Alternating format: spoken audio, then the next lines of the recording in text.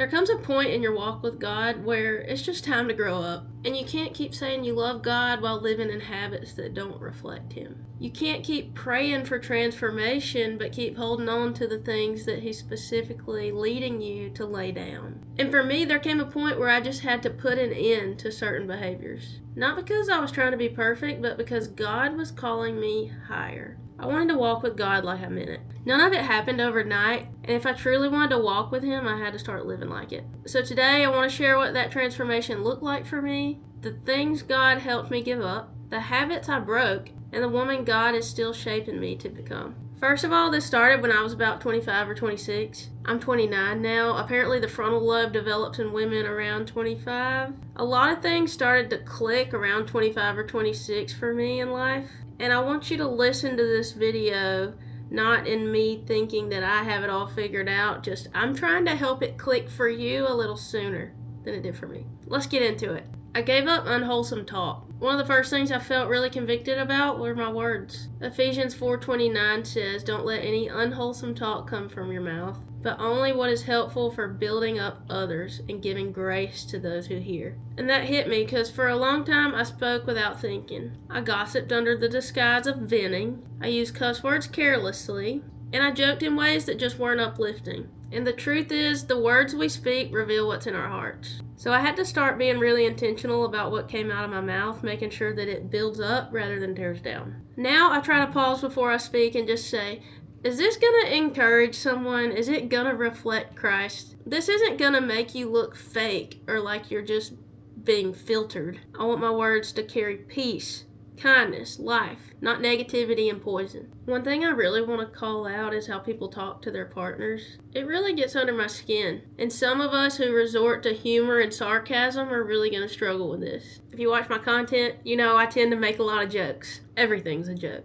Ways this shows up, especially in a relationship, is flirting with disrespect. You know when you make a comment or a joke that really crosses a boundary, but then you just play it off saying, I was just kidding. Ladies joking about his income, intelligence, or leadership. Even lighthearted remarks about who wears the pants, who's the real breadwinner, who's in charge. I have 3 kids and my husband's one of them. It can really bruise respect and trust over time. Men joking about her appearance or anything that could tear down her confidence. Make it a goal to not plant seeds of disrespect because they can grow into a much bigger problem over time. And you might hear me talk about this and say, well, those things aren't really a big deal. No, they don't really make a big deal in the moment. They don't cause a blow. They chip away. They chip away at respect and unity over time. Don't make it a habit. Make being intentional with your words a habit. Next is laziness. I didn't really think this applied to me at one point, but I really feel like God has called me to get up and get after it, especially in my mid-20s. Proverbs 31 talks about a woman whose hands are never idle. And that doesn't mean she's just busy for the sake of being busy,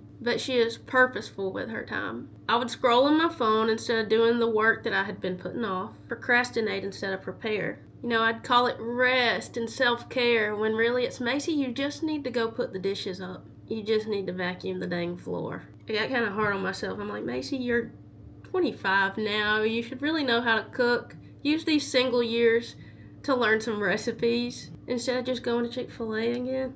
I could probably make a whole episode on this, but the Proverbs 31 woman gets up early, works hard, and plans. And more than anything, she takes care of what's been entrusted to her. She's a good steward and is faithful of what she's been given. That convicted me because I want to be that kind of woman. And I didn't look like her. I didn't want to be the woman who's just scattered and slacking, but one who shows up, gets after it, uses her hands, her gifts, and her time to honor God. Start each day with thinking, how can I be faithful today with what God has given me? That mindset changes everything. Games, oh my gosh. A lot of this video is going to play on a theme of immaturity and just growing up. An immature behavior you need to let go of is just playing games. And I'm not talking basketball, pickleball, or Candy Crush. I'm talking about meaning what you say. The I'm fine just to avoid communicating with your partner. The yes babe, you can go on that trip, but then getting mad at him when he does. I'm talking silent treatments and being short and full of malice in your responses when you're angry. These are Jesus's words,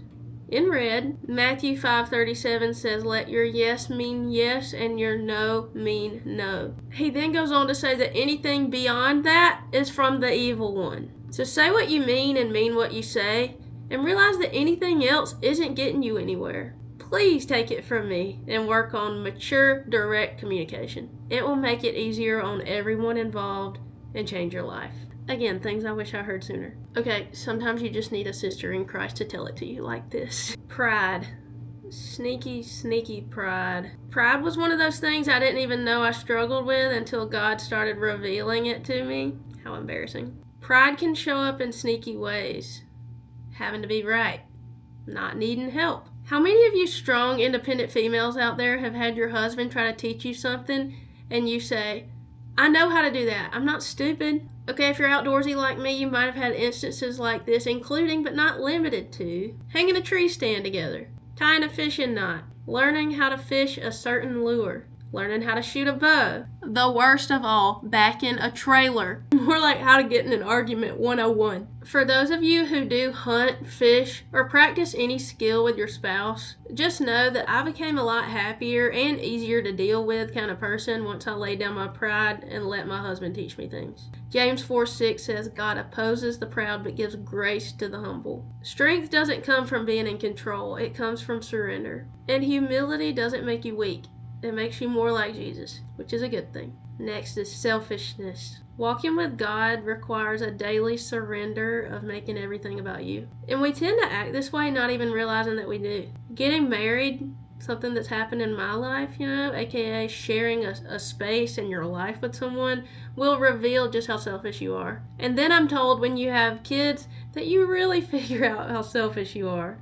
Sometimes I get caught up living my awesome life that I forget the need to serve, pray for others, and give to those who need it. I'm going to name off some ways that selfishness reveals itself in my life. Who can relate to these? Praying only on my own needs and not interceding for others. Listening to respond, not listening to hear. This usually tags along with interrupting people and responding with an anecdote or a little story about yourself, instead of keeping it on the other person. That's something I've felt convicted on lately when I'm having conversations with people. I'll chime in with a little story about myself. I'm like, Macy, that wasn't even needed. Just let them go on with what they wanted to say. Giving with the hope of being recognized instead of just out of pure obedience. Getting jealous when someone else gets the spotlight or the answered prayer that we wanted. Not showing up for people that we love, that it would mean a lot to. Is it inconvenient or are we just lazy? Expecting others to support us when we rarely do the same. This one's for me, might not be for you.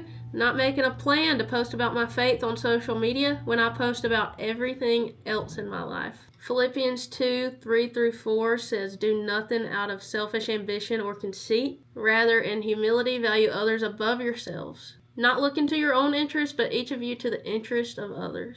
The more we can live a life that isn't about us, the better. The more we can flip the script and take the spotlight off of ourselves, the better. And the thing is, it doesn't take moving a mountain to achieve any of the things that I've talked about. It's little daily habits, little words of encouragement toward others, finding little ways to make it about other people, to give to other people, doing small favors for other people, holding on to that comment that just really isn't needed. A little prayer asking God to change your heart and remove that from you. But those are the things that I'm giving up and I'm daily, constantly laying down at the foot of Jesus. It truly requires daily surrender. This whole video reminds me of the parable of the silversmith. To refine silver, you put it in fire, and all the impurities melt away off of it. They rise to the top, and the only way that the silversmith knows that the silver is pure is when he can see his reflection in it. And that ties really well with us, constantly being purified and improved so that Christ can see his reflection in us. If you stayed with me till the end of the video, hit me with the praise emoji, okay? Drop this in the comments. And if you haven't subscribed yet, please do. It helps me and my channel out a lot. And my prayer is that this encourages you to look at what God may be asking you to release. Because every time we let go of something, it makes more room for God to move in our lives. Thank you for watching.